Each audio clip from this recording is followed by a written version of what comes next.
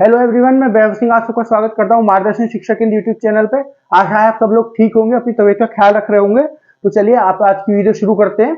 Actually video मैंने shoot करनी शुरू कर दी थी, लेकिन बीच में फिर मैंने ध्यान दिया कि आवाज नहीं है वीडियो में, तो इसलिए इस वजह से इसको दोबारा शूट कर रहा हूँ मैं। तो आज डेट क्या है, 29 ऑफ जनवरी 2023, 29 जनवरी 2023। इसके मॉर्निंग के जो करंट अपडेट्स है उसको हम इस वीडियो में डिस्कस करने वाले हैं। तो चलिए शुरू करते हैं। पहला करंट अपडेट क्या है, Naresh Lalwani take charge as general manager of Central Railway. तो जो इंडियन रेलवे है उसका जो सेंट्रल जोन है, जो सेंट्रल रेलवे है उसके जनरल मैनेजर के रूप में चुना गया है। किसको चुना गया है? नरेश ललवानी जी को। ये जो नरेश ललवानी जी है ये पहले डिप्टी जनरल मैनेजर हुआ करते थे। डिप्टी जनरल मैनेजर कहाँ के? जो वेस्टर्न रेलवे हमारी वहां के। इनके बारे में और बात की जाए, ये जो इंडियन रेलवे की जो इंजीनियरिंग सर्विस है उसमें 1985 बैच के इंजीनियर हैं, जिन्होंने 1985 में एग्जाम क्लियर करके और यहाँ पे रेलवे जो आपका इंडियन रेलवे है वहां पे इंडियन रेलवे में काम करना शुरू किया था। तो इससे पहले कहाँ के वो थे? डिप्टी जनरल मैनेजर थे। कहाँ के? वेस्टर्न रेलवे के। तो इन्होंने पहले किसको हटाया, मतलब पहले इनकी जगह कौन था जहां पे ये सेंट्रल रेलवे के आपके जनरल मैनेजर बने हैं? इन्होंने किसको हटाया है? इन्होंने हटाया है आपका अशोक कुमार मिश्रा को। अशोक कुमार मिश्रा जी को हटा के अब ये इनकी जगह पे जनरल मैनेजर बन गए। ये इनकी जगह पे जनरल मैनेजर बन गए। तो अब आगे देखते हैं। जो हमारी इंडियन रेलवे है ये 19 जोन्स में बटी हुई है, पूरे 19 जोन में बटी हुई है। तो ये 19 जोन जो है कैसे बांटे गए? अलग अलग एरिया, अलग अलग रीजन के हिसाब से अलग अलग बांटे गए। जैसे नॉर्थ रीजन हो गया, साउथ रीजन के ईस्ट रीजन, साउथ का वेस्ट रीजन, और वेस्टर्न रीजन वेस्ट का नॉर्थ साउथ रीजन, या फिर आपका जो नॉर्थ ईस्ट वाला इलाका है वो सारा रीजन, इस सब के हिसाब से बांटे गए। जैसे मैं आपको कुछ रेलवे के नाम, कुछ रेलवे जोन के नाम बताऊं। एक तो सेंट्रल रेलवे हो गया, फिर आपका ये मैंने एक वेस्टर्न रेलवे बताया, एक फिर आपका हो जाएगा एक आपका हो गया ईस्टर्न रेलवेज हो गया एक आपका, फिर एक आपका हो जाएगा eastern central railway, eastern central railway, एक ये हो गया आपका। फिर एक आपका हो जाएगा नॉर्दर्न रेलवे, एक हो जाएगा नॉर्दर्न सेंट्रल रेलवे, है ना। वेस्टर्न रेलवे मैंने आपको बता दिया, वेस्टर्न सेंट्रल रेलवे हो जाएगा। एक हो जाएगा आपका north east railway, north eastern railway. तो ऐसे करके जो अलग अलग जोन्स में हमारी जो रेलवे है बटी हुई है। तो इनको अलग अलग जोन में क्यों बांटा हुआ है? इनको अलग अलग जोन में बांटने का क्या मतलब है कि इनको अलग अलग जोन में बांटा गया है ताकि जो एक रीजन है उसको स्पेसिफिक एक मतलब एक जो पूरी ऑर्गेनाइजेशन का एक पार्ट है रेलवे का, पूरे एक ही जोन के ऊपर अच्छे से काम करे। क्योंकि अगर एक रेलवे जो है, इंडियन रेलवे सारे जोन के ऊपर एक साथ काम करेगी तो अच्छी तरह से हो नहीं पाएगा। तो इसलिए इनको छोटे छोटे सब जोन में बांट दिया गया है, जिससे जो इंडियन रेलवे जो भी इनके अलग अलग वो होगी, टीम बांटी गई होगी रेलवे के द्वारा, जो पूरा इनका स्टाफ होगा वो एक ही इसके ऊपर काम करे। जो एक ही जोन है उसके ऊपर काम किया जाए और सारा का सारा जो काम है एक ही, जो भी लोग होंगे, जितनी भी टीम होगी, वो सारा का सारा अपने जोन के ऊपर फोकस करे। और बाकी इंडियन रेलवे जो है हमारी, वो सबके ऊपर है ही, हेड सबकी है ही, वो सबको ऑपरेट करेगी, सबको मॉनिटर करके रखेगी। और ये सारी जो जितनी भी जोन है इनके ऊपर जो इनकी टीम्स होंगी, जो इनका ऑफिस होंगे, वो इनको ऑपरेट करेंगे। ओके, चलिए नेक्स्ट न्यूज देखते हैं। नेक्स्ट न्यूज क्या है? Ministry of Tourism organise 6 day mega event Bharat Parv at red fort launch. तो ये जो मिनिस्ट्री ऑफ रेलवे है आपकी, मिनिस्ट्री ऑफ टूरिज्म, रेलवे नहीं, मिनिस्ट्री ऑफ टूरिज्म जो है आपकी, ये ऑर्गेनाइज कर रही है 6 दिन का एक मेगा इवेंट, एक 6 दिन का फेस्टिवल टाइप एक इवेंट कर रही है। इसका नाम क्या है? भारत पर्व। भारत पर्व है जो रेड फोर्ट के लॉन्स हैं, लॉन्स होते हैं मतलब जैसे गार्डन हो गए, बगीचे हो गए, इंग्लिश अगर हिंदी में बोल दो तो, यहाँ पे ये ऑर्गेनाइज किया जा रहा है। तो एक तो ये आपका रेड फोर्ट के जो लॉन्स है यहाँ पे किया जा रहा है, एक आपका ज्ञानपथ पे किया जा रहा है, ज्ञानपथ पे किया जा रहा है, एक आपका ज्ञानपथ क्या है? देखिए ज्ञानपथ रोड है ना। ये रोड जो है आपकी रेड फोर्ट के सामने जो रोड है ना उसको ज्ञानपथ रोड बोलते हैं। तो ज्ञानपथ जो रोड है वहां पे ये इवेंट ऑर्गेनाइज होगा, और जो रेड फोर्ट के लॉन्स है वहां पे जो आपका इवेंट है ऑर्गेनाइज होगा। तो इवेंट क्या है? ये जो आपका 6 दिन का बताया ना मैंने, 6 दिन कब से कब तक चलेगा? ये 26 से 31 तक चलेगा, ये 26 से 31 तक चलेगा। और इसमें ये जो आपका रिपब्लिक डे हुआ था ना, रिपब्लिक डे मतलब 26 जनवरी जो होती है आपका, जो गणतंत्र दिवस होता है, ये उसी का एक एक्सटेंशन सेलिब्रेशन है जो उसी के आगे चल रहा है, कंटिन्यू है। 26 जनवरी जो है हमारा, 26 जनवरी को रिपब्लिक डे था और उसके बाद कंटिन्यू पूरे 6 दिन तक चल रहा है, 31 तारीख तक ही चलेगा। अब इसमें क्या होगा? इसमें क्या होगा कि जैसे जो भी हमारा अभी तक पूरी हिस्ट्री है, कल्चर है, जो भी हमारा मतलब कैसे कैसे कॉन्स्टिट्यूशन बना, कॉन्स्टिट्यूशन की हिस्ट्री कैसे हुई, ये सब जो चीजें हैं इन सब के बारे में गवर्नमेंट ऑफ इंडिया जो है बताएगी। मिनिस्ट्री ऑफ टूरिज्म जो है वो बताएगी, जितने जो भी यहाँ पे लोग इवेंट्स में जाएंगे। फिर जो अलग अलग डाइवर्सिटी है हमारे यहाँ, अलग अलग कल्चर्स हैं, अलग अलग लैंग्वेजेस हैं, अलग अलग कल्चर के अलग अलग लैंग्वेज है, अलग अलग जो जितनी भी डाइवर्सिटी है, ट्राइब्स हैं अलग अलग, या कोई सोशल लाइफ है, कोई जो आपका कल्चरल डांस है, कुछ कल्चर, कोई फोक सॉन्ग्स है, फोक सॉन्ग्स हैं, ऐसी सारी चीजें जो होती हैं वो सब यहाँ पे ऑर्गेनाइज की जाएंगी और वो सब यहाँ पे दिखाई जाएंगी। फिर अलग अलग जो इंडिया है, अलग अलग इंडिया के हिस्से से जो हैंडीक्राफ्ट का काम करते हैं, मतलब हैंडीक्राफ्ट मतलब जो हाथों से काम किया, जो हाथों से कोई चीज बनाई जाती है, मशीन के द्वारा नहीं, हाथों से कोई चीज बनाई जाती है, जो भी आपके हैंडीक्राफ्ट का काम करते होंगे वो अलग अलग जो है वो अपने यहाँ पे आके स्टॉल लगा सकते हैं। स्टॉल मतलब दुकान लगा सकते हैं ताकि लोग आके देखें, उनका प्रमोशन होगा। फिर और क्या होगा यहाँ पे, और जो रेड फोर्ट नहीं, जो ये रिपब्लिक डे परेड हुई थी आपकी, तो रिपब्लिक डे की परेड पे अगर आपने देखी होगी तो उस पर झांकियां निकालते हैं ना, अलग अलग स्टेट निकालते हैं और अलग अलग मिनिस्ट्री है जो हमारे यहाँ की वो निकालती हैं, जो फोर्सेज है हमारे यहाँ की वो निकालती हैं। तो ये जो सारी झांकियां होती हैं इनमें से जो बेस्ट झांकियां चुनी जाती हैं, कुछ उनको जो है यहाँ पे दिखाया जाएगा, उनको बताया जाएगा, पूरा एक्सप्लेन किया जाएगा कि झांकियां क्या बताना चाहती हैं, क्या दिखाना चाहती हैं, और उनके बेस्ट, उन दो झांकियों के बीच में बेस्ट में क्या कल्चर है, जो झांकी सेलेक्ट की है इसका क्या कल्चर रहा है, कैसे ये रहा है, ये सारा कुछ इस इवेंट में बताया जाएगा। और क्या होगा इस इवेंट में जैसे इंडिया के कुछ मीटिंग्स आने वाली है, जैसे G20 की मीटिंग आने वाली है, तो G20 की मीटिंग जो है उसको प्रमोट किया जाएगा, उसको बताया जाएगा। हम जो है पहली बार अपने पूरी जिंदगी में भारत ने पहली बार भारत में ये G20 की मीटिंग अटेंड हो रही है। तो G20 क्या होता है ये लोगों को बताया जाएगा। G20 क्या होता है मैंने आपको बताया कई बार। G20 जो है 20 कंट्रीज का ग्रुप है, जो टॉप 20 जीडीपी है, मतलब जो टॉप 20 जीडीपी के हिसाब से कंट्रीज हैं, उन सब कंट्रीज को की ये मीटिंग होगी। ये पहली बार भारत में हो रही है। इससे रिलेटेड मैंने बहुत सारी न्यूज आपको बता दी है, बहुत सारी मीटिंग्स हुई है, इसको उससे रिलेटेड बता दी है। तो जो लोगों को बताया जाएगा कि ये जो हमारे यहाँ मीटिंग हो रही है, तो हमको बहुत अच्छे से जो है पूरा कोशिश करनी है इस मीटिंग को बेस्ट से बेस्ट बनाने की, ताकि बाहर जाके जितने भी लोग आएंगे, 20 कंट्री है ना, 20 कंट्री से अलग अलग लोग आएंगे, अलग अलग उनके वो आएंगे, अलग अलग उनके डिप्लोमेट्स आएंगे, अलग अलग उनके लीडर्स आएंगे, फिर जो न्यूज चैनल वाले होंगे उनके वो आएंगे, और नॉर्मल लोग भी आएंगे देखने के लिए, विजिट करने के लिए। तो उन सबका जो इंडिया का इंप्रेशन है उनका बहुत अच्छा रहे, इस सब के बारे में बताया जा रहा है। फिर और जो स्कीम्स है गवर्नमेंट ऑफ इंडिया की, उनके ऊपर काम होगा।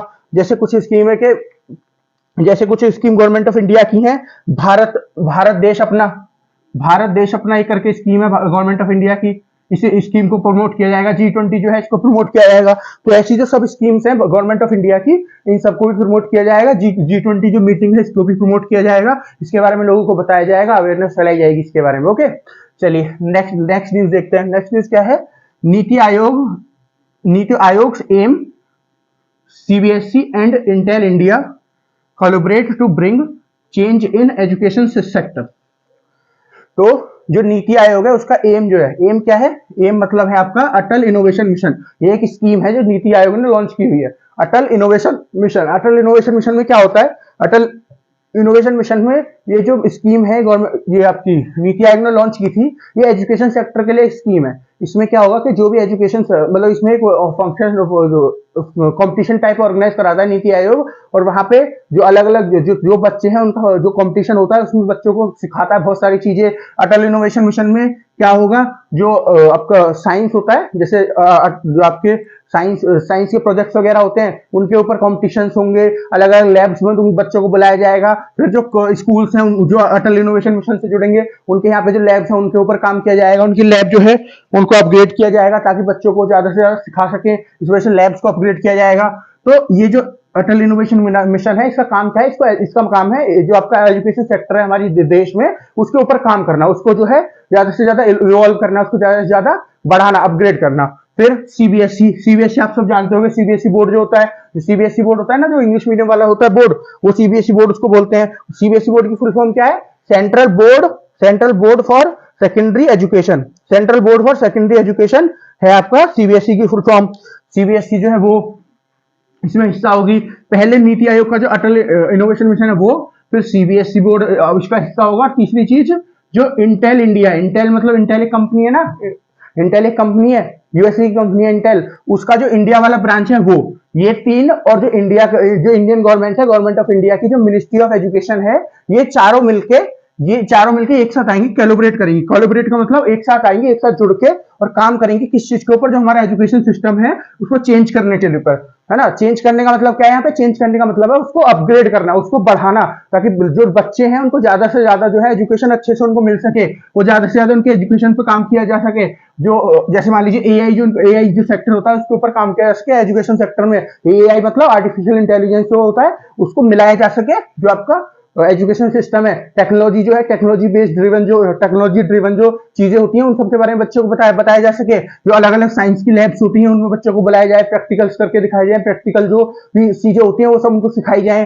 फिर एक चीज लॉन्च करने की बात की गवर्नमेंट ऑफ इंडिया ने, एआईओटी। एआईओटी मतलब आर्टिफिशियल इंटेलिजेंस ऑफ थिंग्स, मतलब ऐसी चीजें, ऐसी डिवाइसेस, ऐसी कोई भी उपकरण जिसमें एआई का यूज हो, आर्टिफिशियल इंटेलिजेंस का यूज हो, उस सबको भी यहाँ पे लॉन्च किया जाएगा। तो ये पूरा जितना भी ये कोलैबोरेशन हो रहा है ना एजुकेशन सेक्टर के लिए, ये गवर्नमेंट ऑफ इंडिया की एक स्कीम, जो एक पॉलिसी लॉन्च की थी गवर्नमेंट ऑफ इंडिया ने 2020 में, कौन सी, national education policy. National education policy क्या है, गवर्नमेंट ऑफ इंडिया ने लॉन्च की थी कि जो हमारा एजुकेशन जो पूरी पॉलिसी चली आ रही है उसमें वो थोड़ा थोड़ा चेंज कर रहे हैं, तो उस चेंजेस के लिए नेशनल एजुकेशन पॉलिसी जो है लॉन्च की गई थी 2020 में। तो ये नेशनल एजुकेशन जो पॉलिसी है इसी के अंदर ये जो पूरा कोलैबोरेशन होगा, जिसके अंदर ये काम करेंगे चारों, कौन कौन, नीति आयोग का, अटल इनोवेशन मिशन, सीबीएसई बोर्ड और Intel India and ministry of education of government of India, ये सारी यहाँ पे काम करेंगी। इसी जो पॉलिसी है इसी के अंदर सारा कुछ काम किया जाएगा। इसमें क्या होगा, जो इंफ्रास्ट्रक्चर है उसके ऊपर काम होगा, जो टेक्नोलॉजीज है ज्यादा से ज्यादा जो स्कूल है उनपे लेके जाएंगे, लाई जाएंगी। एजुकेशन जो सिस्टम है उसमें ज्यादा से ज्यादा टेक्नोलॉजी का यूज किया जाएगा। जैसे मान लीजिए जब कोरोना वायरस आया तो जो है जब स्कूल बंद थे, लॉकडाउन के दौरान स्कूल बंद थे, तो उस टाइम पे क्या हो रहा था कि बच्चों को ऑनलाइन क्लासेस दी जा रही थी। तो उस टाइम पे बहुत सारे टीचर्स को चलाने नहीं आ रहे थे, फोन लैपटॉप जो भी है, ऑनलाइन क्लासेस देनी नहीं आ रही थी। तो टीचरों को तैयार किया जाएगा आर्टिफिशियल इंटेलिजेंस के फील्ड में, टेक्नोलॉजी के फील्ड में, एजुकेशन के फील्ड में उनकी स्किल्स को अपग्रेड किया जाएगा, ताकि उनको किसी भी सिचुएशन में परेशानी का सामना ना करना पड़े और वो अच्छे से यहाँ पे पढ़ा सकें, अच्छे से यहाँ पे बिना किसी परेशानी के पढ़ा सकें, अच्छे से काम कर सकें। ये सारा कुछ जो है इनको सिखाया जाएगा। जो भी टीचर्स होंगे उनकी स्किल्स को अपग्रेड किया जाएगा, नई नई उनको कैरिकुलम सिखाए जाएंगे कि बच्चों को कैसे पढ़ाना है, बच्चों के ऊपर कैसे काम करना है। स्कूल जो होंगे इनको अलग अलग जगह पाठ, मतलब अलग अलग इवेंट्स ऑर्गेनाइज किए जाएंगे, वहां पर उनको बुलाया जाएगा, उनके बच्चों को बुलाया जाएगा, टीचर्स को बुलाया जाएगा, उनके ऊपर काम होगा, उनको दिखाया जाएगा कि ऐसे ऐसे आपको काम करना है, ऐसे ऐसे बच्चों को सिखाना है। ये सारी चीजें जो है इस प्रोग्राम के अंदर, ये जो आपका एजुकेशन सेक्टर, ये जो आपका प्रोग्राम जो कोलैबोरेशन हो रहा है, ये सारे कोलैबोरेशन के अंदर ये सब चीजें की जा रही हैं। ओके, ऐसा क्यों किया जा रहा है कि जो पुरानी हमारी टेक्निक्स हैं पढ़ाने वाली टीचर्स की, जो एक ट्रेडिशनल हमारी टेक्निक्स चली आ रही है, इन सब टेक्नोलॉजीज को और शार्पन किया जाए, पॉलिश किया जाए और ज्यादा से ज्यादा जो आपके डिजिटल सेक्टर है उसकी तरफ को मोड़ा जाए और टीचर्स को ज्यादा से ज्यादा डिजिटल ड्रिवन बनाया जाए, ताकि उनको डिजिटल डिवाइड जो है बच सके उससे। डिजिटल डिवाइड क्या होता है, देखिए डिजिटल डिवाइड कैसे होता है कि मान लीजिए एक आदमी है, उसको तो चलाना आता है डिजिटली बहुत अच्छा, मतलब ऑनलाइन सब कुछ चलाना आता है। एक आदमी को जो है नहीं चलाना आता, तो इन दोनों के बीच में जो गैप हो गया ना उसको डिजिटल डिवाइड बोलेंगे। इन दोनों के बीच में डिवाइड हो गया ना, एक फर्क आ गया ना, इनके बीच में एक लकीर खिंच गई ना, एक को तो बहुत अच्छा चलाना आता है, एक को नहीं आता। तो जो इनके बीच का डिवाइड है, जो इनके बीच का एक गैप है, इसको क्या बोलेंगे, इसको बोलते हैं डिजिटल डिवाइड। तो ये जो डिजिटल डिवाइड है, जैसे ही हमारा कोरोना वायरस आया तो सारी चीज, बहुत सारी चीजें ऑनलाइन हो गई, तो डिजिटल डिवाइड जो है ये बहुत ज्यादा देखा गया लोगों में। बहुत सारे लोगों को जो है बहुत सारी और ऑनलाइन चीजें चलानी नहीं आती थी, सारी चीज डिजिटलाइज हो रही थी, तो बहुत सारे लोगों पे वो हो नहीं पा रही थी, चल नहीं पा रही थी। तो इस वजह से जो बच्चे हैं उनको जल्दी ज्यादा से ज्यादा इसी चीज सिखाने के लिए और टीचर्स की जो स्किल्स है उनको अपग्रेड करने के लिए ये पूरा कोलैबोरेशन काम करेगा। और जो स्कूल वगैरह है उनके इंफ्रास्ट्रक्चर पे काम करेगा, नए नए कैरिकुलम लेके आएगा बच्चों के लिए, टीचर्स के लिए। ये सारी चीजें जो है इनके ऊपर ये जो आपका कोलैबोरेशन हो रहा है ये काम करेगा। चलिए नेक्स्ट न्यूज देखते हैं। नेक्स्ट न्यूज क्या है, नेक्स्ट न्यूज है आपकी Hindenburg report drag Gautam Adani down from 3rd to 7th position on Forbes rich list. तो ये फॉब है, ये एक ऑर्गेनाइजेशन है फॉब, ये मैगजीन्स पब्लिश करती है। ये क्या करती है, ये ट्रैक रखती है कि कौन कौन आदमी किस पोजीशन पे आता है, उसकी अपनी रिचनेस से, उससे मतलब कौन कितना अमीर है उसके हिसाब से। तो जो गौतम अदानी है अभी तक, ये कुछ दिन पहले तक तीसरी पोजीशन पे आया करते थे, पूरी दुनिया में तीसरे नंबर पे आया करते थे, लेकिन अब ये 7वें नंबर पे फिसल गए, मतलब 7वें नंबर पे आ गए। क्यों? क्योंकि देखिए ये हेजनबर्ग एक ऑर्गेनाइजेशन है, एक कंपनी है, कहाँ की है, यूएसए की कंपनी है। तो इसने क्या किया है, इसने एक रिपोर्ट पब्लिश किया। उस रिपोर्ट में इसने क्या बताया है कि ये जो गौतम अडानी की कंपनी है, गौतम अडानी ग्रुप जो कंपनी है, इसमें जो है बहुत सारे घपले किए हैं। ये मनी लॉन्ड्रिंग करती है और इसने बहुत सारी उल्टी सीधी चीजें की हैं, अपने एम्प्लॉयज को ठीक से जो है ऑपरेट नहीं करती है, और बाकी बहुत सारी इसने उल्टी सीधी चीजें की हैं, जिसकी वजह से इतनी ऊपर आ पाई है कंपनी। क्योंकि कंपनी ऊपर आई है जब तो ये गौतम अडानी जी जो है ये तीसरे नंबर पे आए होंगे। तो इन्होंने क्या बोला कि देखिए, जैसे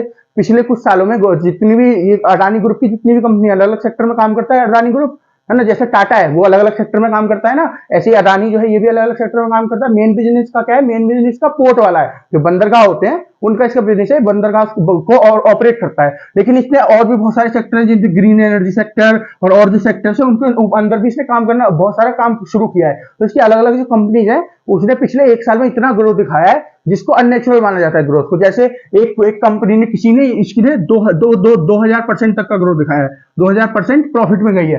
2000% कितना बड़ा अमाउंट है, इतना प्रॉफिट में जो है नेचुरल तो है नहीं इतना प्रॉफिट। फिर कहीं कहीं पे 100% भी गई है, कहीं कहीं पे 200% भी गई है, कहीं कहीं पे और ज्यादा भी गई है, 500% के आसपास भी गई है। तो इतना जो है अपग्रेड दिखाया है इसी कंपनी ने पिछले एक साल में। इसके ऊपर एक तो डाउटफुल तो है, इतना सारा अपग्रेडेशन दिखाया तो डाउटफुल तो है, और ऊपर से जो हाइजेनबर्ग है इसने ये जो रिपोर्ट निकाली है इसके बाद इसको नुकसान हो रहा है बहुत ज्यादा, जो आपको गौतम अडानी है। अब क्या है, हाइजेनबर्ग की ना एक इमेज है, हाइजेनबर्ग का एक इमेज है। क्या इमेज है हाइजेनबर्ग की, ये कोई भी ऐसी कंपनी होती है ना जो बहुत ज्यादा ऊपर ग्रोथ कर रही होती है, बहुत ज्यादा आगे बढ़ रही होती है, इसका एक काम है, ये उनको उस कंपनी को टारगेट करती है। जैसे इस टाइम में गौतम अडानी की कंपनी को टारगेट कर रही है, अडानी ग्रुप को, उसी टाइम पे हर कंट्री को हर कंपनी को टारगेट कर चुकी है। पहले इसने बहुत सारी कंपनीज को, टेस्ला को टारगेट किया है इससे पहले, इसने एप्पल को भी इससे पहले टारगेट किया है। इसने बहुत सारी कंट्रीज हैं जिनको कंपनीज हैं जिसको इन्हें पहले टारगेट किया है। अब इसने क्या किया है, जैसे इसने ये रिपोर्ट निकाली है, तो जो गौतम अडानी के शेयर्स हैं, शेयर्स होते हैं ना, जो इनकी पूरी जो वो निकलती है कि जैसे यहाँ पे कैसे पता चला, ये जो इनकी पूरी असामी निकली है, जो इनके मतलब कितना पैसा है, कैसे ये वो है, ये कैसे निकलती है, कितने अमीर है ये निकलती है। बाकी जो पैसा वगैरह है, जो प्रॉपर्टी है, जो बिजनेस है, वो सब जुड़ता है। फिर उसके बाद जो मेन फोकस होता है वो होता है जो इनकी कंपनी के शेयर्स हैं। तो कंपनी के शेयर्स ही तो ग्रोथ दिखा रहे हैं, जो मैंने ग्रोथ बताई आपको 2000%, 100%, 200%, ये कंपनी के जो शेयर्स है वही तो ग्रोथ दिखा रहे हैं। तो ये जो आप तीसरे नंबर पे आए थे, शेयर्स की वजह से आए थे। और अब जो क्या है, शेयर्स इनके जो है गिर रहे हैं नीचे, शेयर जो है उनकी ग्रोथ रेट डिप हो रही है, मतलब ग्रोथ रेट डाउन जा रही है, इस वजह से 7th पोजीशन पे आ गए। तो अभी थोड़ी न्यूज बताई जा रही है कि जो आपके हमारे देश के दूसरे सबसे अमीर आदमी कौन है, मुकेश अंबानी जी, वो 9वें नंबर पे आते हैं इस लिस्ट में, और ये 7वें नंबर पे आ गए। तो बहुत ज्यादा फर्क नहीं है। तो बोला जा रहा है कि ये जो इनका डिप हो रहा है ना, ये जो नीचे इनके शेयर्स गिर रहे हैं, अब ये धीरे धीरे करके जो आपके मुकेश अंबानी है इससे भी नीचे चले जाएंगे, ये बोला जा रहा है। ओके, तो अब ये शेयर जो है नीचे कैसे गिरते हैं, जो आपका है, ये शेयर जो होते हैं ना, शेयर मार्केट जो होती है, इसमें दो तरीके से पैसे लगाए जाते हैं। एक तरीका होता है लॉन्ग, एक होता है शॉर्ट। लॉन्ग और शॉर्ट क्या होता है, देखिए, अगर कोई कंपनी है, एक कंपनी ए है, इसका ये शेयर है ए, अगर आप इस पे पैसे लगाओ तो इसका शेयर बढ़ेगा। मान लो अभी इसका शेयर 100 रुपए का है और आपने लगाया पैसे कि कुछ दिन में ये ऊपर जाएगा, मतलब 110 का हो जाएगा, 120 का हो जाएगा, तो आप लॉन्ग खेलोगे, तो आप जो है लॉन्ग पे पैसे लगाओगे। पर अगर आपने पैसे लगाया कि इसका शेयर गिरेगा, इसका शेयर 100 से 90 हो जाएगा, 80 हो जाएगा, तो आप शॉर्ट पे पैसे लगाओगे। ठीक है, ये दोनों तरीके से आप पैसे कमाओगे। अगर मान लो आपने लॉन्ग पे लगाया है और शेयर बढ़ गया तो पैसे आप कमाओगे, और अगर आपने शॉर्ट पे लगाया है और उसका शेयर सच्ची में गिर गया तो भी आप पैसे कमाओगे। लेकिन अगर मान लो आपने लॉन्ग पे लगाया और उसका शेयर गिर गया तो आप पैसे हारोगे, और ऐसे ही उल्टा आपने नीचे गिरने पे लगाया और शेयर बढ़ रहा है तो भी आप पैसे हारोगे। तो इसमें क्या है, ये जो कंपनी आपकी हिंडनबर्ग, इसने क्या बोला है कि सब ना, जैसे हमारी रिपोर्ट निकली है उसके बाद सब जो गौतम अडानी है इसके शॉर्ट पे पैसे लगाओ, है ना, मतलब उसके गिरने पे पैसे लगाओ। हम भी लगा रहे हैं और आप लोग भी लगाओ। तो अभी तक तो बहुत सारा इन्होंने कमा भी लिया होगा। इतनी शेयर ये गिर गए, इतने शेयर इनके गिर गए पिछले कुछ दिनों में, 30% तक इनके शेयर नीचे गिर गए। 30% तक नीचे गिरने का मतलब है इन्होंने अब तक तो खूब पैसा कमा भी लिया होगा। जिसने भी इनके शॉर्ट पे पैसे लगाए होंगे उन्होंने बहुत सारा पैसा कमा लिया होगा। उससे पहले, मतलब ये अभी जो इनके शेयर नीचे गिर रहे हैं, उससे पहले इनके शेयर जो है बहुत अच्छे से ग्रोथ कर रहे थे, बहुत तेजी से बढ़ रहे थे ऊपर। इतनी ग्रोथ दिखा रहे हैं 2000%, 100%, जितनी मैंने बताया आपको, तो इतनी ग्रोथ दिखा रहे हैं। तो इसका मतलब क्या है, जिन्होंने उस टाइम पे लॉन्ग पे पैसे लगाए होंगे, मतलब बढ़ने पे पैसे लगाएंगे, उन्होंने भी खूब पैसा कमाया होगा। और जिन्होंने इस टाइम पे शॉर्ट पे पैसे लगाए होंगे, नीचे गिरने पे पैसे लगाए होंगे, वो भी बहुत सारा पैसा कमा रहे होंगे। तो अब क्या हुआ है कि जो हिंडनबर्ग है इसने क्या बोल दिया कि इनके यहाँ ठीक से काम नहीं हो रहा है, तो इनके यहाँ इनका गौतम अदानी के लिए किस नाम के लिए इनको बोला जा रहा है, इन्होंने क्या है बहुत सारा लोन उठा रखा है अलग अलग बैंक से, इंडिया के बहुत सारे बैंक से और बाहर से भी बहुत सारे बैंक से, और वो जो लोन है उस लोन के बाद ये जो भी चीजें खरीद रहे हैं, जो भी अपना बिजनेस बढ़ा रहे हैं, उसी को उस पर बढ़ा रहे बेसिस पे। अब क्या है देखिए, लोन लिया जाता है, बड़ी बड़ी कंपनीज लोन लेती हैं, लोन लेने पे ही काम चलता है, एक साथ इतना पैसा नहीं होता इनके पास। अब गौतम अडानी क्या कह रहे हैं, गौतम अडानी का कहना है कि ये जो सारे इल्जाम लगाए हैं आपके हिंडन वर्ग ने, सब बेकार है, क्योंकि हमारे पास जो भी हमने पैसा लोन लिया है उस सबका पूरा डिटेल है। क्योंकि हिंडन वर्ग का क्या बोलना है, क्या ये पैसा तो लोन ले रहे हैं, पैसा तो लोन की तरह इन्होंने ले लिया बैंक से, लेकिन इन्होंने यूज कहाँ किया है पैसा, इस बात का कोई वो नहीं है। और इसकी इनकी कंपनी इतनी इतनी ग्रोथ दिखा रही है, तो पैसा उससे भी कमा रहे हैं, ये सब पैसा जा कहाँ रहा है, इस चीज की वो नहीं है। दूसरी इन्होंने क्या चीज बोली है, दूसरी चीज बोली है, ये जो अदानी ग्रुप है, इसमें अगर ऊपर के जो कुछ टॉप मेंबर्स हैं, अगर उनकी बात की जाए, जो बोर्ड ऑफ डायरेक्टर्स हैं, तो उसमें सब इनके जो फैमिली मेंबर्स है वही आ जाते हैं। जैसे गौतम अडानी हो गए, इनके भाई हैं एक राजेश अडानी, वो हो गए, और इनके बेटे हो गए, ये जो राजेश अडानी है इनके बेटे हो गए, इनकी बेटियां हो गई, और ये सारे जो मतलब पूरा परिवार है वही इस पूरे एम्पायर को संभालता है गौतम अडानी को। तो इन्होंने बोला है तो फिर ये तो एक फैमिली बिजनेस हो गया ना, आप इसको कैसे इंटरनेशनली जो है वो कर सकते हो प्रमोट के, फैमिली बिजनेस नहीं है ये, जो है हमारा डिफरेंट बिजनेस है, ऐसे कैसे प्रमोट कर सकते हो। दूसरी चीज ये लगाई है। फिर तीसरी चीज क्या लगाई है, मतलब किस चीज के ऊपर इन्होंने बोला है, जो आपका हिंडन वर्ग है, कि जो इनके सीए हैं, चार्टर्ड अकाउंटेंट, सीए समझते हो ना, चार्टर्ड अकाउंटेंट, जो सारा कुछ देखते हैं, हमारी जो चार्जशीट होती है इन सबको देखते हैं, मतलब चार्जशीट मतलब ये सारा कुछ मॉनिटर करते हैं, हमने पिछले एक साल में कितना पैसा लिया था, कितना पैसा दिया था, कितना हम पे लोन है, कितने पैसे का हमने क्या क्या काम किया है इन सबको देखा जाता है, इन सबको देखते हैं ये चार्टर्ड अकाउंटेंट्स। और ये चार्टर्ड अकाउंटेंट जो होते हैं यही हमको बताते हैं हमको आगे चल के, हमको आगे कैसे ऑपरेट करना है, क्या काम करना है, क्या काम हमको नहीं करना है, ये जो हमारे चार्टर्ड अकाउंट होते हैं यही बताते हैं। तो इनको क्या बोला गया है, जो गौतम अडानी के चार्टर्ड अकाउंटेंट है ना, आप उन चार्टर्ड अकाउंटेंट के बारे में अगर पढ़ना चाहो तो आप ना तो आपको ऑनलाइन मिलेंगे कहीं भी, किसी भी सोशल मीडिया प्लेटफॉर्म पे, ना उनका कोई वेबसाइट है ना कुछ है। तो ये जो चार्टर्ड अकाउंटेंट लेके आए जा रहे हैं, ये हिंडनबर्ग का बोलना है, ये जो चार्टर्ड अकाउंटेंट लेके आए हैं गौतम अडानी, मतलब अडानी ग्रुप, इनकी कंपनी का नाम अडानी ग्रुप है, ये जो है गुमनाम जो है चार्टर्ड अकाउंटेंट है, तो ये बस इनसे अपने हिसाब से रिपोर्ट बनवा के और उसको सबमिट कर देते हैं गवर्नमेंट ऑफ इंडिया को। अब इसमें ये तो गौतम अडानी का सिस्टम हो गया पूरा, मैंने आपको बता दिया। अब तो क्या है कि गौतम अडानी की मैं अगर बात करूं, तो गौतम अडानी जो पैसा ले रहे हैं ना, लोन की तरह ले रहे हैं, जो भी कमा रहे हैं उसके ऊपर काम कर रहे हैं। जैसा दिखता है, जितने इन्होंने चीजें खरीद रही हैं, जितनी सारी चीजें खरीद रहे हैं वो काम कर रहे हैं। जैसे ये अलग अलग पोर्ट खरीद रहे हैं, इनका एक टारगेट है, इनकी कंपनी का क्या टारगेट है, इनकी कंपनी का टारगेट है कि 2030 तक हमको पूरी दुनिया की सबसे बड़ी पोर्ट मार्केट बनना है। पोर्ट क्या होता है, बंदरगाह जो है, तो हमको पूरी दुनिया में सबसे ज्यादा पोर्ट हमारे पास होने चाहिए। पोर्ट क्या है, उससे पैसे कमाए जाते हैं, कैसे कमाए जाते हैं, तो ये कोई भी बिजनेस होगा, कोई भी ट्रेड हो रहा है जो शिप्स के थ्रू हो रहा है, वो क्या होगा, किसी ना किसी पोर्ट पे आएगा, किसी न किसी बंदरगाह पे आएगा, फिर वहां पे उतरेगा ना, उससे पैसे कमाएगा कोई भी। तो जितना इतना सारा बिजनेस होता है और किसी ना किसी पोर्ट पे वो आता ही आता है, क्योंकि जो भी जितना भी बिजनेस होता है 99% तक किससे होता है, 99.9% भी बोल सकते हो आप, जो शिप से ही होता है। कुछ कुछ थोड़ा बहुत किसी और चीज से हो जाए, फिर बाय रोड हो रहा है, ऐसा हो जाए, वो एक अलग चीज है, वरना 99.9% तक कह सकते हो आप। बस 0.01% में कहूंगा कि उससे नहीं होता है, 0.1% कहूंगा कि उससे नहीं होता है। बाकी जो आपका 99.9% है सब शिप्स के थ्रू ही होता है, और जहां शिप्स के थ्रू होगा वहां आपका पोर्ट्स भी इंक्लूड होंगे, बंदरगाह इंक्लूड होंगे। तो इनका क्या टारगेट है, ये जो गौतम अडानी कंपनी है, अडानी ग्रुप्स, कि हमको 2030 तक दुनिया की सबसे बड़ी जो है पोर्ट मार्केट बन रहा है पोर्ट मार्केट बनना है। अभी जो है, जैसे इन्होंने अभी अभी एक पोर्ट खरीदा था, कहां पे, इजराइल में पोर्ट खरीदा था, हाइफा पोर्ट।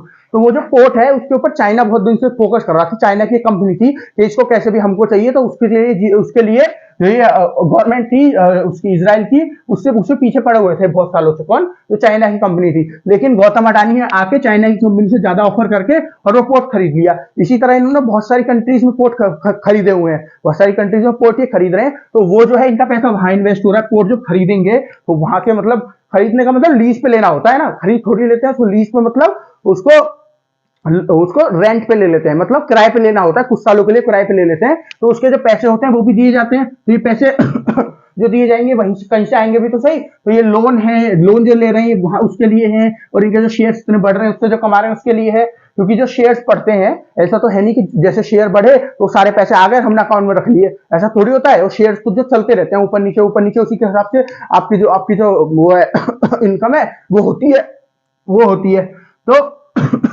तो इन्होंने ये पोर्ट्स खरीदे इतने सारे। फिर ये जो है पर आपका जो वो ड्रिलिंग सेक्टर है, जो वो वाला सेक्टर होता है ना, जिसमें ऑयल वगैरह जमीन से निकाला जाता है, रिफाइनरीज बनाई जाती हैं, इस सेक्टर में भी जो आपकी अडानी कंपनी है, अडानी ग्रुप है, बहुत ज्यादा काम कर रही है। जैसे इन्होंने अभी एक डील साइन की है किसके साथ, अजरबैजान। अजरबैजान एक कंट्री है, यूरोप में पड़ती है अजरबैजान, उसके साथ इन्होंने एक डील साइन किया। अब अजरबैजान के बारे में मैंने आपको थोड़े दिन पहले भी जिक्र किया था, अजरबैजान के बारे में। अजरबैजान और अर्मेनिया की जो लड़ाई चल रही है, इंडिया जो है अर्मेनिया को वो कर रहा है, सपोर्ट कर रहा है, और अजरबैजान जो है इंडिया को वार्निंग दे रहा है कि आप ऐसे नहीं कर सकते। ये ऐसे करके मैंने आपको एक न्यूज बताई थी, तो उसमें क्या पता चला आपको कि अजरबैजान और इंडिया के रिश्ते तो अच्छे हैं नहीं, लेकिन जो ये आपका अदानी ग्रुप है, ये अजरबैजान के साथ बिजनेस कर रहा है। तो इससे क्या होगा, देखिए जब किसी कंपनी में किसी कंट्री में, जैसे अजरबैजान की यहाँ बात हो रही है, यहाँ पे अडानी ग्रुप इंडिया की एक कंपनी काम करेगी, तो उसको इन्वेस्ट करना होगा यहाँ पे। अजरबैजान में इन्वेस्ट ही करेगी ना, वो अपने सारे जो भी फैक्ट्री वगैरह है, जो भी अपनी कंपनी है वो सब लगाएगी,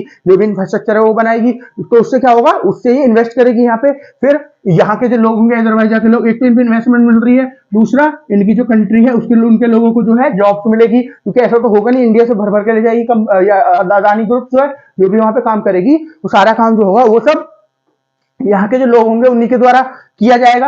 ये जो लोग होंगे अजरबैजान के लोग, इन्हीं के द्वारा जो है इन्हीं को नौकरी पर रखा जाएगा। तो इसको फायदा किससे है, इस चीज से फायदा किसको है, इस चीज को फायदा है अजरबैजान से। तो जब अजरबैजान को फायदा होगा सब चीजों से, तो अजरबैजान जो है वो इंडिया से थोड़ा कम करेगी। जो अभी तक जो पाकिस्तान को इतना ज्यादा सपोर्ट करती है, टर्की को उसमें आके अजरबैजान टर्की के साथ मिलकर इतना ज्यादा सपोर्ट करती है पाकिस्तान को, इनका जो सपोर्ट है वो गिरेगा। क्यों गिरेगा, क्योंकि इनको फिर इंडिया से अच्छे रिश्ते बनाने पड़ेंगे। देखिए मैंने आपको कई बार बताया, एक बार और बताता हूँ कि किसी भी कंट्री से अगर अच्छे रिलेशन रखने हैं ना, तो उसके साथ ट्रेड अच्छा होना चाहिए। मतलब पैसे की बात जरूर होनी चाहिए बीच में। जितना अच्छा पैसे का ट्रेड होगा, जितना अच्छा पैसे का आना जाना होगा ना, उतना अच्छा आपका ट्रेड होगा। जितना ही पैसा ज्यादा कमाएगी, जितनी सी कंट्री को, जितने लोगों को फायदा होगा, उतना चाहे उतना अच्छा आपके रिलेशन हो जाएंगे। देखिए पैसे जो लोग हैं, जितना उनके लिए अच्छा होगा वही तो कंट्री काम करेगी जो लोगों के लिए अच्छा होगा। और लोगों के लिए क्या अच्छा होगा कि लोगों को जॉब मिले, उनको खाना मिल पाए टाइम का, है ना। अजरबैजान के लिए, अजरबैजान को इन्वेस्टमेंट मिले, इनके नई नई चीज खुले। क्योंकि जब गौतम अडानी यहाँ पे कुछ खोलेगी, कोई भी मान लीजिए रिफाइनरी यहाँ पे खुली,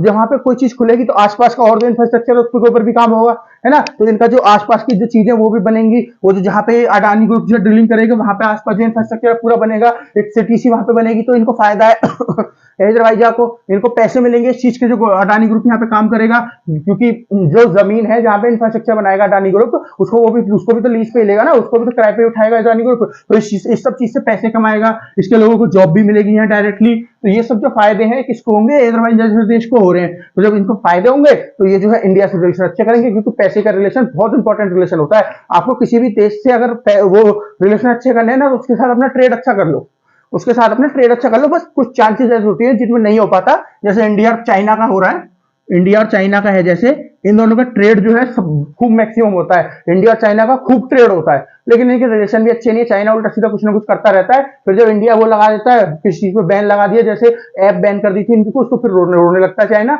वरना उल्टी सीधी चीजें करने से बात भी नहीं आता है। अगर इन कंट्रीज को छोड़ दें, इन कंट्री को छोड़ दें, तो जितनी भी कंट्री, मतलब कोई भी कंट्री की बात कर लो, कोई भी इंटरनेशनल रिलेशन की बात कर लो, उसमें जो ट्रेड है, जो पैसा है सबसे इंपॉर्टेंट चीज होती है किसी भी कंट्री के, उसको अच्छा रिश्ते को अच्छे करने में। अगर किसी भी कंट्री को अपने रिश्ते किसी भी कंट्री के साथ अच्छे करने हैं, तो बस क्या सीधे सीधे कर सकता है वो, अपने जो ट्रेड है उसको बढ़ाने के ऊपर फोकस करिए। जैसे अभी मैंने आपको कल पिछले 2-3 दिन से एक न्यूज बता रहा हूँ कि इजिप्ट जो है आपका, इजिप्ट के जो प्रेसिडेंट है सीसी, इजिप्ट के जो प्रेसिडेंट है सीसी, मैंने आपको बताया था, तो ये जो है इंडिया पे रिपब्लिक डे परेड में आए। फिर मैंने कल आपको बताया था कि इन्होंने 2-3 प्रोजेक्ट साइन किए हैं। एक तो स्ट्रेटेजिक पार्टनर बनाया है इंडिया को, उसके ऊपर वो स्ट्रेटेजिक पार्टनर इंडिया इजिप्ट बन गए हैं। ये वाली डिटेल सामने आई है। फिर एक मैंने बताया था कि जो प्रसार भारती है, जो दूरदर्शन वाली कंपनी है, उसने जो आपकी इजिप्ट की वो है आपकी इजिप्ट की जो मीडिया कंपनी है, national media company of Egypt जो है, इन दोनों ने बीच में डील साइन की है, इन दोनों ने एग्रीमेंट साइन किया है,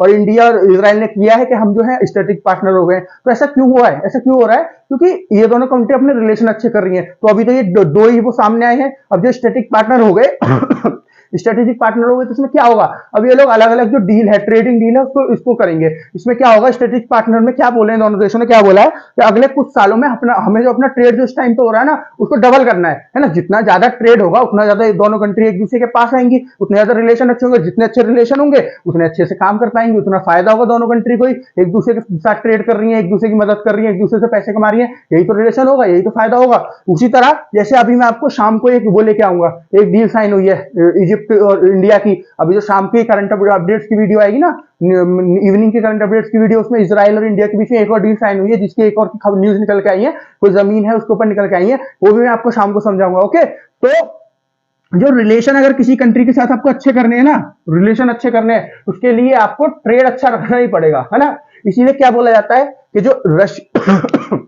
जो रशिया है वो धीरे धीरे चाइना की तरफ को शिफ्ट हो रहा है। क्यों हो रहा है, क्योंकि चाइना जो है रशिया के साथ ट्रेड कर रहा है, क्योंकि और कोई वेस्टर्न कंट्री नहीं कर पा रही। तो वेस्टर्न कंट्री ने सैंक्शन लगा रखे हैं, तो और कोई कंट्री भी नहीं कर पा रही, वेस्टर्न कंट्री मतलब यूएस वगैरह, तो और कोई कंट्री भी नहीं कर पा रही है, और वो नहीं कर पा रही है, उसकी वजह से क्या है, अब चाइना ही अकेला बचता है जो उनके साथ रशिया के साथ ट्रेड करता है ठीक से, अच्छे से, है ना। तो क्या बोला जाता है, अगर इंडिया को अपने रिलेशन चाइना रशिया के साथ अच्छे करने हैं तो इंडिया को भी इसके साथ अपना ट्रेड बढ़ाना पड़ेगा। हमारा ट्रेड रशिया के साथ बहुत छोटा सा था, ये जो रशिया यूक्रेन वार हो रही है इससे पहले, लेकिन अब जो है हमारा ट्रेड बढ़ रहा है, तो रशिया से रिलेशन भी ठीक हो रहे हैं हमारे, क्योंकि हम इतना सारा तेल मंगा रहे हैं, इतना सारा ऑयल मंगा रहे हैं, क्रूड ऑयल मंगा रहे हैं रशिया से, तो रशिया को तो फायदा हो रहा है। वो तो जब ऐसी सिचुएशन है जब उसके ऊपर इतने सारे सैंक्शन लगे हुए हैं, सारी कंट्रीज सारी कंपनी उनके वहां से निकल गई है, तो उस टाइम पे क्या हो रहा है, उस टाइम पे जब इंडिया है उसकी हेल्प ही तो कर रहा है एक तरह से, जो उसको पैसे मिल पा रहे हैं वो अपने देश को चला पा रहा है एक तरह से, और इंडिया का भी फायदा है, उसमें सस्ता तेल मिल रहा है हमको तेल से मतलब है, हमारा फायदा हो रहा है ना, उनका फायदा तो हो ही रहा है इससे, लेकिन हमारा भी तो फायदा हो रहा है। इतने सारे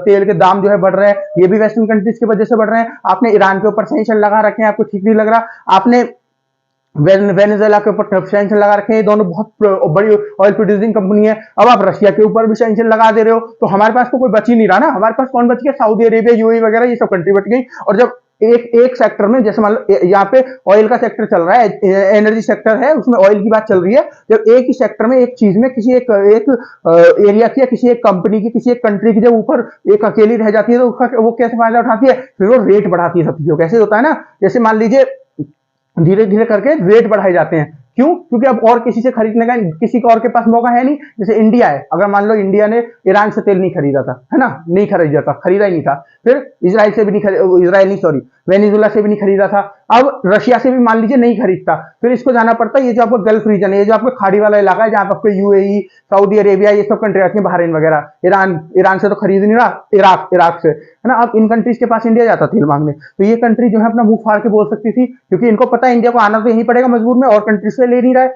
तो हमारे पास आना पड़ेगा मजबूरी में, तो ये कंट्री आपस में सब मिलकर पैसे बढ़ा ली थी, क्योंकि पूरी दुनिया को इनके पास जाना पड़ेगा। यूएस का क्या सिस्टम है, यूएस के पास तो है, उसके तेल उसका तो निकलता है तेल उसकी जमीन से, लेकिन हमारे पास तो तेल है नहीं, चाइना के पास भी तेल नहीं है, हम जैसी कंट्री को फिर रोना पड़ता है इधर उधर जाकर, बहुत महंगे दामों में जो तेल खरीदना पड़ता है। जब हम तेल महंगे दामों में खरीदते हैं तो उससे नुकसान किसको होता है, हमारा पूरा जो बजट बना हुआ था उसका नुकसान होता है। जैसे 2021-22 का जो बजट बना था हमारा, सॉरी 22-23 का जो बजट बना था, 2022 21-22 का जो 21-22 का बजा था, 22-23 की तो सारी वो नहीं आई है, तो 21-22 का जो हमारा बजट बना था उसमें क्या था, हमने तेल के लिए जो तेल हम खरीदते हैं, देखिए दुनिया में जो दो सबसे बड़ी तेल खरीदने वाली देश है, पता कौन कौन से है, चाइना और इंडिया। इतने बड़े बड़े देश हैं, तेल इनके यहाँ एक बूंद भी नहीं निकलता जमीन से, तो इनको बाहर से सारा कुछ मंगाना पड़ता है। इसीलिए तो जो दोनों कंट्रीज हैं ये अलग अलग सेक्टर में काम कर रही हैं। जैसे मैंने आपको बताया हाइड्रोजन के ऊपर काम कर रही है, मिथेन मेथनॉल के ऊपर काम कर रही है, क्यों कर रही है, ताकि हम जो हमारी जो डिपेंडेंसी है, जो हम डिपेंड है ऑयल के ऊपर, उसको धीरे धीरे कम कर सकें, इसीलिए तो काम कर रही है। इलेक्ट्रिक चीजों के ऊपर काम कर रही है, इलेक्ट्रिक व्हीकल्स के ऊपर क्यों कर रही है, देखिए इन्वायरमेंट तो उसका फैक्टर है ही, कि इन्वायरमेंट उससे साफ होगा, अगर हम इलेक्ट्रिक उससे काम करेंगे तो कार्बन वगैरह कम रिलीज होगा, उससे फायदा होगा।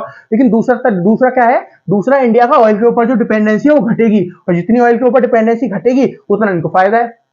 जितना ऑयल के पैसे कम देने पड़ेंगे उनको उतना इनको फायदा है। तो मैं आपको क्या बता रहा था, 2021-22 में इंडिया का जो बजट आया था उसमें इंडिया ने कितने पैसे रखे थे कि ऑयल जो हम खरीदेंगे वो $60 बिलियन से $17 बिलियन का ऑयल खरीदेंगे पूरे साल में। लेकिन जब लास्ट में पूरे एस्टिमेट निकले तो इंडिया ने कितना तेल खरीदा, $110 बिलियन का। तो देख रहे हो कितनी ज्यादा बढ़ावत हो गई, 30 से 40% तक बढ़ गया ये पैसा। है ना। 30 से 40 बिलियन डॉलर तक बढ़ गया है पैसा, और जो इतना पैसा बढ़ गया, तो जो हमारा बजट है 30 से 40 बिलियन डॉलर बढ़ रहा है, समझ रहे हो आप, तो कितना फर्क पड़ता है इस पे। तो हमको ये सब नुकसान होते हैं, ये नुकसान होते हैं हमको जब पैसे बढ़ जाते हैं, और पैसे बढ़ने पे नुकसान तो होते ही है। जैसे अब हम एक नॉर्मल आदमी की बात करें, कोई चीज 10 रुपए की आती है, कल को 15 रुपए की मिलने लगे, तो हमें तो नुकसान ही है उस चीज से, कोई फायदा थोड़ी है हमको।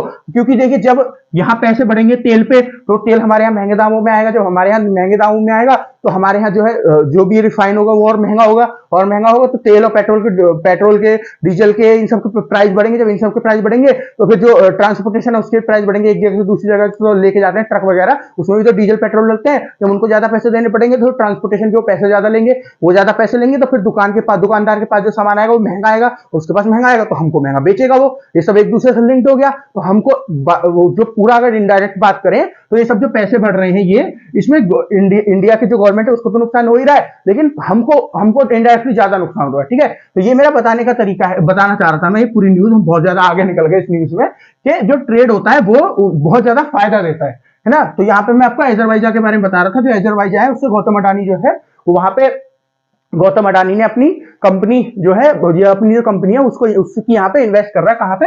अजरबैजान से, जहाँ पे इंडिया और अजरबैजान के रिश्ते बहुत अच्छे होंगे आगे जाके। ये अजरबैजान का सपोर्ट है आपका पाकिस्तान को धीरे धीरे घट जाएगा, क्योंकि इनको फायदा मिल रहा है इनकी कंपनी को पैसे के, उससे इनके यहाँ इन्वेस्टमेंट आ रही है, इनके लोगों को जॉब मिल रही है, और दे कौन रहा है? इंडिया की कंपनी दे रही है, तो इस चीज का फायदा है। तो अब इसमें क्या है कि जैसे ये जो आपका है हिंडनबर्ग, इसने तो अपनी रिपोर्ट दे दी, और ये गौतम अडानी को नुकसान भी बहुत हो रहा है, और अभी तो बोला जा रहा है, अभी तो कुछ ही 30% तक ही हुआ है, अब ये नुकसान 80% तक भी पहुंचेगा, अब ये बहुत नीचे शेयर करेगा। तो अब इसमें हम एज ए इंडियन हमको क्या नुकसान है ना। अब गौतम अडानी भी इंडियन ही है, लेकिन इनकी कंपनी को अभी तो नुकसान हो रहा है, तो एज ए इंडियन हमको क्या नुकसान होगा? क्या हमारी जो शेयर मार्केट है वो भी क्रैश कर जाएगी? हाँ, तो हमारी शेयर मार्केट है वो भी क्रैश कर सकती है। देखिए, कर सकती है, कर सकती है। कैसे कर सकती है? देखिए, अभी तो गौतम अडानी के ऊपर इल्जाम लगे हैं, किसके द्वारा? हिंडनबर्ग के ऊपर। अब इसके ऊपर पूरी जो है वो होगी, क्योंकि हिंडनबर्ग ने बोला है हमारे पास सारे सबूत हैं कि कैसे कैसे ये कर रहे हैं सब काम। तो मान लीजिए कल को प्रूफ हो गया, अभी तो गौतम अडानी बोल रहे हैं ऐसा कुछ नहीं है, फालतू की न्यूज है, फालतू की बातें हैं, ये जो हिंडनबर्ग के पास पैसे कमाने के लिए सब कर रहा है, हमारे शेयर नीचे गिराने के लिए कर रहा है, क्योंकि पहले भी कर चुका है हिंडनबर्ग, है ना। इसकी रेपुटेशन है ऐसी, ये जो भी कंपनी बहुत ज्यादा ग्रोथ करती है उसके खिलाफ ही ऐसी रिपोर्ट लेके आता है। तो अब क्या है, जैसे मान लो गौतम अडानी जो कंपनी है, इसके ऊपर कुछ प्रूफ हो गया कि हाँ जी इसने ऐसा किया था, जो ये बोल रहा है हिंडनबर्ग ऐसा हुआ था। जब ऐसा होगा, तो जो बाहर के जो वेस्टर्न कंट्रीज से, कहीं से भी बाहर के कोई भी बिजनेसमैन है जो हमारी मार्केट में जो है इन्वेस्ट कर रहे हैं, वो क्या करेंगे? अपना पैसा निकालेंगे। वो अपना पैसा क्यों निकालेंगे? वो लोग सोचेंगे कि इनके यहाँ की जो कंपनियां है तो ऐसे घपलेबाजी करती हैं, तो इनके यहाँ ये सब घपलेबाजी चलती होगी, कल को हमारा पैसा ना डूब जाए, क्योंकि जो पैसा लगाएंगे, वो जो शेयर मार्केट में पैसा लगाएंगे इंडिया की, वो भी तो किसी कंपनी में ही लगाएंगी ना, ऐसी कंपनी में तो पैसा लगाएंगे। और कल को मान लो वो कंपनी जो है उसने भी ऐसा घोटाला कर दिया, तो जैसे इनके शेयर कर रहे हैं गौतम अडानी के, उनके भी शेयर करेंगे। तो उनके शेयर करेंगे तो नुकसान किसको होगा? जिनने वो शेयर खरीदे हुए होंगे। खरीदेगा कौन? जिसने इन्वेस्टमेंट करी होगी, पैसे दे के, जब भी तो शेयर खरीदे जाते हैं ना, जिसने वो शेयर खरीदे होंगे, तो वो कोई विदेश का होगा, किसी और देश का होगा, तो इस वजह से वो क्या करेगा कि कहीं और कोई कंपनी ऐसा कल घपला ना कर दे, हमारे शेयर न गिर ना जाए, तो वो सब अपने पैसे निकाल देंगे, शेयर्स को बेच देंगे। और जब शेयर्स को बेचेंगे तो हमारी शेयर मार्केट जो है नीचे गिरेगी, क्योंकि एक साथ होगा। जब थोड़ा बहुत कुछ होगा तो चल जाता है, थोड़ा बहुत तो चल जाता है, लेकिन जब बहुत सारे लोग एक साथ करेंगे, बहुत सारे विदेश के लोग एक साथ अपनी इन्वेस्टमेंट को निकालेंगे, तो हमारी शेयर मार्केट नीचे गिरेगी, है ना। दूसरी चीज, अगर गौतम अडानी के ऊपर ये इल्जाम लगता है, ठीक है, इंडिया की रेपुटेशन भी तो गिरेगी ना। रेपुटेशन गिर रही है ना, ऐसे शेयर मार्केट से पैसे क्यों निकाल रहे हैं विदेशी लोग? क्योंकि इनको लग रहा है क्योंकि इनकी कंपनी तो ऐसे कर रही है, ये वाली कंपनी ने ऐसा किया है, इतनी बड़ी कंपनी है, दुनिया के तीसरे नंबर पर सबसे अमीर आदमी बन गए थे आपके गौतम अडानी, तो इतनी बड़ी कंपनी ऐसे कर रही है, तो और भी कंपनी ऐसे कर सकती है, छोटी वगैरह छोटी मोटी कंपनी भी। तो इससे इंडिया की रेपुटेशन ही डाउन होगी कि इनके यहाँ तो कंपनी ऐसा करती है, ऐसे सब घपला करती है ये।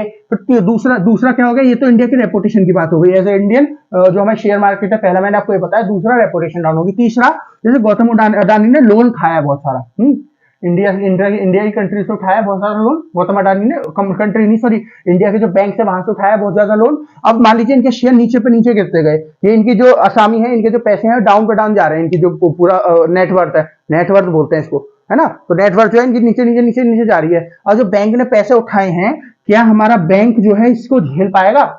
हाँ, क्या हमारा बैंक इस सबको झेल पाएगा? जैसे मान लीजिए विजय माल्या थे, है ना, वो भाग गए, नीरव मोदी थे वो भाग गए, है ना, तो क्या ऐसे कहीं गौतम अडानी तो नहीं भाग जाएंगे कल को? देखिए, अभी तक तो ऐसा नहीं लग रहा है, क्योंकि अब जो हमारे बैंक है ना, वो पहले से अगर किसी को इतना लोन देते हैं तो पहले से कुछ ना कुछ सारी वो रखते हैं, है ना, क्योंकि दो लोग पहले भाग चुके हैं। तो अब जो हमारे देश ऐसे नहीं करते हैं, हमारे जो बैंक हैं वो पहले से ध्यान रखते हैं, जो गवर्नमेंट ऑफ इंडिया है वो भी बहुत अच्छे से नजर रखती है इन सब के ऊपर। फिर दूसरी क्या है, हमारे बैंक जो है, हमारे बैंक पहले ही बोल चुके हैं, जैसे ये गौतम अडानी के जो अडानी ग्रुप है उसके जो शेयर्स नीचे गिर रहे थे, तो पहले बोल चुके हैं बैंक कि ये जो शेयर नीचे गिर रहे हैं ना, इनसे हमको कोई फर्क नहीं पड़ेगा अगर गौतम अडानी का जो है 100% तक का भी नुकसान हो जाए, क्योंकि हम लोग इस टाइम पे इतने स्ट्रांग हैं कि हम अपने आप को संभाल सके, इतनी कंपनी नीचे गिरने से हमको कोई नुकसान नहीं हो रहा है। ओके, फिर तो क्या है, बैंक तो मान लीजिए एक बार को समझ भी गए, लेकिन रेपुटेशन हमारे देश की और जो वो नीचे गिर रही है, शेयर मार्केट नीचे गिर रही है, वो तो गिरेगी। तो जो मैं तो यही आशा करता हूँ एज ए इंडियन मैं भी इंडियन हूँ, आप भी इंडियन है, तो आशा करिए गौतम अडानी कंपनी भी इंडियन है, इतनी ग्लोबल कंट्री है, तो इतनी ग्लोबल कंपनी है, तो ये जो इसके ऊपर इल्जाम लगाए ना हिंडनबर्ग ने, ये सब झूठे हो, क्योंकि इनकी रेपुटेशन है, हर बार ऐसा करते हैं किसी ना किसी का, जो भी कंपनी ग्रोथ कर रही होती है। मैंने बताया आपको, इन्होंने टेस्ला के ऊपर भी किया हुआ है पहले, है ना, और भी बहुत सारी कंपनियां उनके ऊपर इन्होंने किया हुआ है। एक कंपनी तो थी, मुझे उसका नाम याद नहीं आ रहा, उन्होंने उसके ऊपर इतने इल्जाम लगाए कि उसके शेयर इतने नीचे गिर गए कि इवेंचुअली उस कंपनी को बंद होना पड़ा, एट द एंड उस कंपनी को बंद होना पड़ा। किसकी वजह से? क्योंकि हिंडनबर्ग ने उसके ऊपर जो है इल्जाम इतने सारे लगाए। अब हिंडनबर्ग इल्जाम क्यों लगाता है? देखिए, इसने इल्जाम लगाए, तो लोग इसकी बात को देखेंगे, इसने इल्जाम लगाए, किसी ऑर्गेनाइजेशन ने इल्जाम लगाए, है ना, जब तक वो इल्जाम प्रूव होंगे, क्योंकि इन्होंने तो लगा दिया ना, किसी के ऊपर एलिगेशन तो लगा दिया, लेकिन प्रूव करने में तो टाइम लगता है ना उसको। तो लोग जब देखेंगे कि जो कोई कंपनी है, यूएसए की कंपनी है, इसने ऐसा करके इल्जाम लगाए, तो सही भी हो सकते हैं, लोग अपने पैसा निकालना शुरू कर देंगे, शेयर बेचना शुरू कर देंगे, तो उस कंपनी को क्या होगा? उस कंपनी को नुकसान होगा, उसके शेयर नीचे गिरेंगे। जब उसके शेयर नीचे गिर रहे होंगे, जो ये आपका हिंडनबर्ग क्या करेगा? हिंडनबर्ग उसके शॉर्ट पे पैसे लगाएगा। मैंने बताया था 2 तरीके से होता है बिजनेस, ये जो होता है शेयर मार्केट में, शॉर्ट मतलब नीचे गिर रहे हो, जब आप लगा दो शॉर्ट पे, है ना, किसी कंपनी के जैसे शॉर्ट शेयर नीचे गिरने वाले हैं, आपको लग रहा है किसी वजह से, आपको लगा कि जब मान लीजिए किसी की जैसे रशिया यूक्रेन की लड़ाई होने वाली है, तो यूक्रेन की कोई कंपनी है, उसके शेयर नीचे गिरेंगे, या फिर कोई और विपदा आने वाली है, कोई कहीं को बाढ़ आ गई या कुछ आ गई, इसकी वजह से जो है इनके शेयर नीचे गिरेंगे, तो आप जो है उसके शॉर्ट पे पैसे लगा दो, मतलब नीचे गिरने पे लगा दो। तो अगर उसके शेयर नीचे गिरे, जितने परसेंट नीचे गिरते चले जाएंगे, उतना आप ज्यादा कमाते जाओगे। तो और जितने मान लीजिए किसी कंट्री के किसी कंपनी के शेयर ऊपर जा रहे हैं, आपने अगर लॉन्ग पे पैसे लगाए, ऊपर मतलब लॉन्ग, नीचे मतलब शॉर्ट, अगर आपने लॉन्ग पे लगा दिए, तो जितनी वो कंपनी की शेयर ऊपर बढ़ेगी उतना आपको फायदा होगा। तो हेजनबर्ग क्या करता है? ऐसे इल्जाम लगा दिया किसी भी कंपनी के ऊपर, जो कंपनी बहुत अच्छा ग्रोथ दिखा रही है, फिर जब उसके शेयर नीचे गिरने लगते हैं, तो ये उसके शॉर्ट पे पैसे लगाता है, और जब तक उसके शेयर नीचे गिरते रहते हैं, जब तक ये पैसे कमाता है, खूब बढ़िया अमाउंट में पैसे कमाता है, जब तक शॉर्ट पे लगा के। तो इसने क्या किया? गौतम अडानी की कंपनी पे जो शॉर्ट पे पैसे लगा दिए, जो शेयर है गौतम अडानी कंपनी, अडानी ग्रुप के, उसके भी शॉर्ट पे पैसे लगा दिए, पैसे कमा रहा है फिलहाल। तो ये बस अपना फायदा ले रहा है फिलहाल, और अच्छे से पैसे कमा रहा है यहाँ पे। तो ये जो हिंडनबर्ग करता है, ये तो पैसे कमाने के लिए करता है, लेकिन इससे जो है, जैसे कंपनी मैंने बताई गौतम अडानी की कंपनी जो है, कंपनी को बहुत नुकसान हो रहा है, भारत की रेपुटेशन को। तो देखिए, मैं तो यही मानता हूँ, यही दुआ करता हूँ कि इनके यहाँ पे ऐसा कोई जो चीज है वो ना प्रूफ हो, इनके यहाँ ऐसा कुछ हो ना हो, जो इन्होंने इल्जाम लगाए उल्टे सीधे, है ना, ये सब ना हुआ हो, और जो अडानी ग्रुप है बहुत और ज्यादा स्ट्रॉन्ग तरीके से बाहर निकल के आए। क्योंकि जब ये सारे इल्जाम हटा के बाहर निकल के आएगी ना गौतम अडानी, तो जितने इनके शेयर नीचे कर रहे हैं अडानी ग्रुप के, उतनी तेजी से ऊपर बढ़ेंगे, उतनी ही स्ट्रांगली ऊपर आएंगे। क्योंकि मान लीजिए अभी इनके ऊपर पहला ऐसा इल्जाम लगा है, जब मान लीजिए आप कुछ नया करते हो या कुछ बड़ा करना चाहते हो, तो क्या होगा? बहुत सारे लोग आपके ऊपर एलिगेशन लगा रहे हैं, ऐसे कहते हैं ये क्या कर रहा है, गलत कर रहा है, ऐसे नहीं, ऐसा करना चाहिए, पैसे वेस्ट कर रहा है, अपने माँ बाप को वो कर रहा है, परेशान, ऐसे बोलते हैं ना। उसी तरह जब एक अडानी ग्रुप इंटरनेशनली जा रही है, इंटरनेशनली काम करना चाहती है, तो अलग अलग ऑर्गेनाइजेशन जो है वो इसके ऊपर इल्जाम लगाएंगे, इसको पीछे खींचने की कोशिश करेंगी। इसी तरह जैसे हिंडनबर्ग ने इसको पीछे खींचने की कोशिश की है, और अगर पहले ही हार मान ली इसने, हाँ, पहले ही हार मान ली गौतम अडानी की कंपनी ने, अडानी ग्रुप ने, तो कोई मतलब ही नहीं है, फिर तो खत्म खेल। और अगर ये लड़ते रहे एंड तक और ये जीत के निकले वहां से, तो और स्ट्रांग होकर निकलेंगे, ये इंटरनेशनल मार्केट के लिए और ज्यादा तैयार होंगे इससे, समझ रहे आप? तो मैं तो यही मानता हूँ एज ए इंडियन, ये भी इंडियन है, गौतम अडानी जो कंपनी है, अडानी ग्रुप की इंडिया कंपनी है, तो ये इंडिया की रेपुटेशन जो है बहुत अच्छी कर सकती है, अगर इसके ऊपर ये इल्जाम है सब प्रूव ना हो तो, और खुद भी एक स्ट्रॉन्ग कंपनी की तरह ऊपर उभर के आएगी, और जो इनकी नेटवर्थ है गौतम अडानी की और ज्यादा बढ़ेगी, 3rd नंबर पे से 1st नंबर पे पहुंच सकते हैं उसके बाद। ओके, तो चलिए नेक्स्ट पॉइंट देखते हैं, आज का लास्ट पॉइंट। ये मिट गया है थोड़ा सा, 1 मिनट रुक जाइए।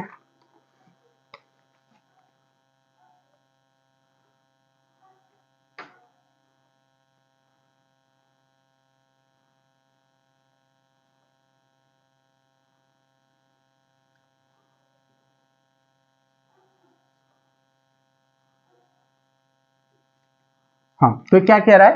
ये कह रहा है, लास्ट पॉइंट जो है, Mughal garden at parliament house is renamed as Amrit उद्योगन।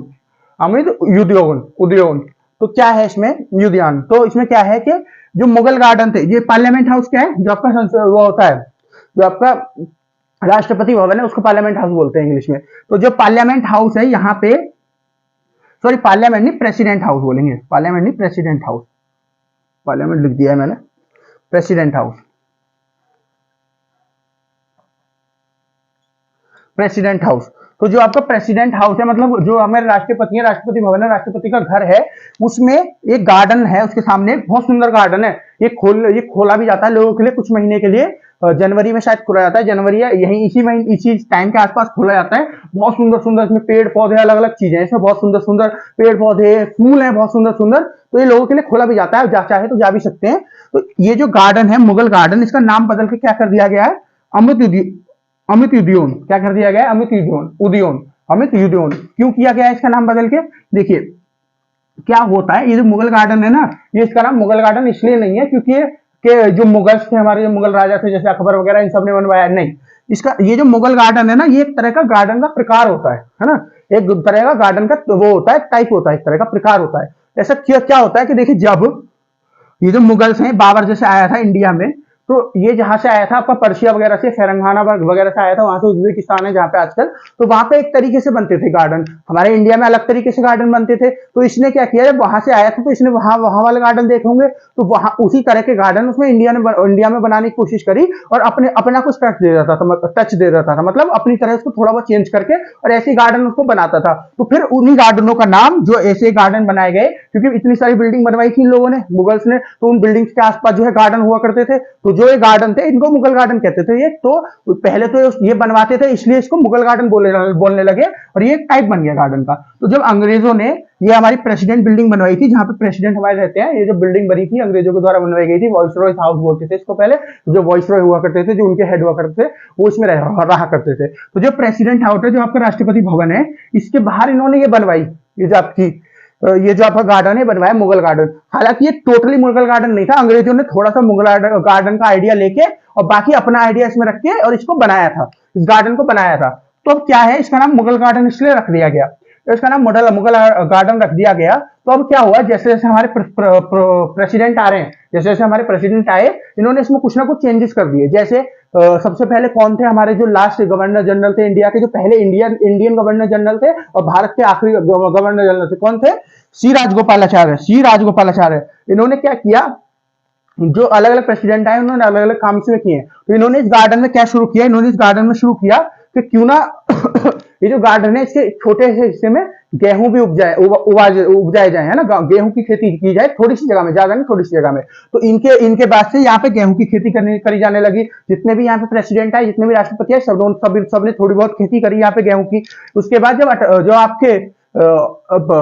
आपके एपीजे अब्दुल कलाम जी थे देश के वो प्रेसिडेंट, एपीजे अब्दुल कलाम जी, तो इन्होंने क्या किया, इन्होंने बोला कि क्यों ना यहाँ पे जो आयुर्वेदिक हमारी मेडिसिन होती हैं, आयुर्वेदिक जो दवाई जड़ी बूटियां होती हैं, यूनानी जो जड़ी बूटियां होती हैं, उनको भी उगाया जाए। तो इन्होंने उनको उगाना शुरू किया। उसी तरह जो प्रतिभा पाटिल बनी, उन्होंने प्रोजेक्ट शक्ति था उसके ऊपर काम किया, यहाँ पे जितनी भी चीजें थी उन सबको वो ठीक करना, उन सबको सही करना। फिर उसके बाद कौन बने, प्रणब मुखर्जी बने। प्रणब मुखर्जी ने क्या किया, सीवेज सिस्टम को ठीक किया कि जो पानी है वो जितना भी यहाँ पे सीवेज वाला पानी आएगा उसको रिसाइकिल करके और पेड़ पौधों में हम यूज कर सकते हैं उस पानी को। क्यों, तो उसके बाद क्या होगा, उसको यूज करने के बाद जो है पानी जो बचेगा। फिर किसी प्रेसिडेंट ने यहाँ पर रेन वाटर हार्वेस्टिंग का काम करवाया। रेन वाटर हार्वेस्टिंग क्या होता है, जो बारिश का पानी है उसको पूरा पानी को कलेक्ट किया जाता है, उसको वेस्ट नहीं करके, और एक जगह से उसको नीचे जमीन, वैसे तो रेन वाटर हार्वेस्टिंग तो ऐसे होता है, उस पानी को आप कलेक्ट कर लो और कलेक्ट करने के बाद उसको यूज कर लो जब आपको जरूरत हो घर में। लेकिन इन्होंने क्या किया था, इन्होंने इस रेन वाटर हार्वेस्टिंग में क्या किया था कि इन्होंने पानी कलेक्ट करके और उसको एक जगह पे सेटल कर दिया, ताकि वो नीचे जाके जो हमारा ग्राउंड वाटर होता है, जो जमीन के अंदर हमारा पानी होता है, उसमें जा सके, है ना। तो वो जो है अपने आप जो है रिचार्ज हो सके, उसमें अपने आप जो है पानी हो सके। तो ऐसे अलग अलग काम करवा रखे सबने, किसने, जैसे अलग अलग हमारे प्रेसिडेंट आए हैं, क्योंकि सब चाहते हैं कि जब हम यहाँ से जाएं, प्रेसिडेंट के पद से हटें, तो हमारी कोई लेगेसी हो, हमको बाद में किसी से याद किया जाए, तो कुछ ना कुछ डिफरेंट करते हैं। तो ऐसे ही अलग अलग प्रेसिडेंट ने अलग अलग चीजें डिफरेंट करी। तो ये जो मुगल गार्डन था, जो एक टाइम पे था, तो ये कभी भी प्योरली मुगल गार्डन तो ये कभी था ही नहीं, क्योंकि अंग्रेजों ने अपनी तरफ से बहुत सारी चीजें ऐड कर रखी थी, तो प्योरली तो ये कभी मुगल गार्डन था ही नहीं। तो जब ये थोड़ा बहुत भी, जितना भी परसेंट मुगल गार्डन था, ये धीरे धीरे करके खत्म होने लगा। तो अब गवर्नमेंट ऑफ इंडिया ने क्या बोला है कि अब ये मुगल गार्डन रहा नहीं है, तो इसको क्या करते हैं, इसका नाम चेंज कर देते हैं, और इसका नाम क्या कर दिया, अमित उद्यान। अमित उद्यान का मतलब और उद्योगन का खुद का मतलब बगीचा ही होता है, ठीक है, हिंदी में। तो ये इन्होंने इसका रीनेम कर दिया नाम, तो ये याद रखिएगा। देखिए ये बहुत दिनों से चला आ रहा है, धीरे धीरे करके जो मुगल की चीजें हैं ना उनको चेंज किया जा रहा है, गवर्नमेंट ऑफ इंडिया उनको चेंज कर रही है। जैसे मैं आपको एग्जांपल दूं, जो रोड है एक दिल्ली में एक बहुत फेमस रोड थी औरंगजेब रोड, उसका नाम बदल के एपीजे अब्दुल कलाम रोड कर दिया गया है ना, कर दिया गया है ना। फिर दूसरी चीज क्या हुई है, एक आपका राजस्थान अजमेर में किला हुआ करता था अकबर का किला, उसका नाम बदल के अजमेर का किला कर दिया गया है। देखिए ये किए जा रही है क्योंकि जो भी हमारे ऊपर ये जो आपके मुगल थे इन्होंने अत्याचार किए हैं, इनको हटा के हम अपनी जो पूरी हिस्ट्री है उसको अपनी तरह से देख सकें, उसको अपनी तरह से समझ सकें, इस वजह से ये सब चीजें की जा रही है। जैसे अंग्रेजों की जो चीजें उनके भी नाम बदले जा रहे हैं। जैसे मैंने आपको बताया था जहां पे रिपब्लिक डे की परेड होती है उसका नाम पहले क्या था, राजपथ था, लेकिन अब उसका नाम क्या है, अब उसका नाम हो गया कर्तव्य पथ, क्योंकि अंग्रेजों ने उसका नाम राजपथ रखा। उन्होंने क्या रखा था उसका नाम, उन्होंने उसका नाम किंग्सलैंड रखा था। किंग्सलैंड मतलब राजपथ, किंग्स वे, किंग्सलैंड नहीं किंग्स वे, किंग्स वे नाम रखा था उन्होंने उसका, जिसका हिंदी में मतलब क्या होता था, राजपथ, है ना। तो अब उसका नाम चेंज करके कर्तव्य पथ कर दिया गया है। तो जो इंडियन गवर्नमेंट है ये काम कर रही है कि हमको ये जो अंग्रेजों की चीजें हैं हमको ये सब ये याद दिलाती हैं कि हम इनके गुलाम रहे थे। अब हमको क्या करना है, हमने गुलामी में अपने 70-75 साल काट दिए, 75 साल हो गए काट दिए हैं, अब हमको आगे बढ़ के अपना जो अपनी लेगेसी बनानी है, तो इसलिए हमको अपने ऊपर काम करना होगा। ऐसा नहीं है हम अंग्रेजों को और ये मुगल जो है इनको भूल जाएंगे, लेकिन हम जो है इनको ऐसे भी नहीं है कि पूरी जिंदगी हम इनको याद ही करते रहे। बिल्कुल जब भी जाए यहां से निकले, आपके राजपथ से निकले, जब भी आपको पता चले कि अंग्रेजों ने हमारे ऊपर राज किया था। आप याद रखिए क्योंकि हिस्ट्री जरूरी होती है, सीखनी समझनी बहुत जरूरी होती है, हिस्ट्री जो है बहुत इंपॉर्टेंट होती है। तो हिस्ट्री तो आप याद ही रखें, साथ साथ जो इनकी गुलामी के जो ये निशान से इनको भी हटा सके अपने ऊपर से, इसलिए ये सब काम गवर्नमेंट ऑफ इंडिया कर रही है। तो आज के लिए इतना ही, एक बार आप पूरा बोर्ड देख लीजिए, आशा है आपको सारा कुछ समझ में आया होगा। फ्रेंड्स आशा है आपको सारा कुछ समझ में आया होगा, लेकिन अगर आपको फिर भी कुछ समझ नहीं आया है तो मैं आपसे यही बोलूंगा कि आप सीधे कमेंट सेक्शन में, जैसे ये वीडियो अपलोड हो कमेंट सेक्शन में कमेंट करके मुझसे पूछ लीजिए जो आपकी समझ में नहीं आया, क्योंकि उससे क्या होगा, क्योंकि अभी आप मेरे सामने बैठे नहीं हो, क्योंकि तो इस वजह से मुझे पता नहीं है कि आपको क्या समझ में आ रहा है क्या नहीं समझ में आ रहा है। कोई चीज ऐसी है जो आपको नहीं समझ में आई हो तो आप सीधे कमेंट सेक्शन में कमेंट करिए। अगर हम ऑनलाइन क्लास ले रहे होते तो आप उसमें कमेंट कर देते, लेकिन अभी हम ऑनलाइन नहीं ले रहे, जैसे ही ऑनलाइन शुरू करेंगे तो वो सिस्टम चलेगा ही। लेकिन अभी जैसे हम अपलोड कर रहे हैं वीडियो रिकॉर्ड करके, तो अभी हमारा इंटरेक्शन करने का तरीका क्या है कि आप मुझे कमेंट सेक्शन में कमेंट करके बताएं कि आपको क्या परेशानी है। और कल जो या तो आज शाम की वीडियो जो 29 जनवरी की शाम की इवनिंग की वीडियो आएगी, या फिर कल सुबह की जो आएगी 30 जनवरी की जो मॉर्निंग की वीडियो आएगी, मैं आपको जो भी आपकी प्रॉब्लम है आपको समझा दूं, और आपकी समझ में आए ना आए उसके बाद आप मुझसे दोबारा पूछ सकते हैं। अगर ना आए और अगर आ जाए तो मैं आपको तो अच्छी बात है, आ जाएगी। तो नहीं आए तो आप मुझसे एक और बार पूछिए, मैं आपको एक और बार बताऊंगा। जब तक समझ नहीं आती आप जब तक पूछ सकते हैं, और मैं आपको पहले समझाऊंगा, उसी के बाद जो लेक्चर होगा उसको आगे बढ़ाया करूंगा। तो फ्रेंड्स आज के लिए इतना ही। हमारा चैनल है मार्गदर्शन शिक्षा केंद्र यूट्यूब चैनल, इसको सब्सक्राइब करिए, इसको लाइक करिए, और हमको आप टेलीग्राम पे भी जो है हमारे चैनल को ज्वाइन कर सकते हैं, मार्गदर्शन शिक्षा केंद्र। कोई भी परेशानी है वहां पे आप सेंड कर सकते हैं अपनी परेशानी को, स्क्रीनशॉट लेके या लिख के, जैसे भी आप चाहते हैं। और वरना जो यूट्यूब का कमेंट सेक्शन है, कमेंट बॉक्स है, उसमें भी आप बोल सकते हैं हमसे, आपको कुछ भी चीज समझ नहीं आ रही है, कोई भी चीज समझ नहीं है, या तो इस चीज के ऊपर स्पेशली क्लास चाहिए, कोई भी चीज समझ नहीं आ रही है उसके ऊपर स्पेशली क्लास चाहिए, उसके ऊपर भी हम आपको आप हमको बता सकते हैं। तो हमारा जो चैनल है मार्गदर्शन शिक्षा केंद्र, उसको सपोर्ट करिए, ज्यादा से ज्यादा शेयर करिए, ताकि हमारा चैनल जो है ज्यादा से ज्यादा लोगों तक पहुंच सके और ज्यादा से ज्यादा लोग जो है हमारे चैनल का फायदा उठा सके। तो आज के लिए इतना ही, मिलते हैं आपसे आज शाम को करंट अपडेट्स की वीडियो में शाम को 8 बजे। धन्यवाद।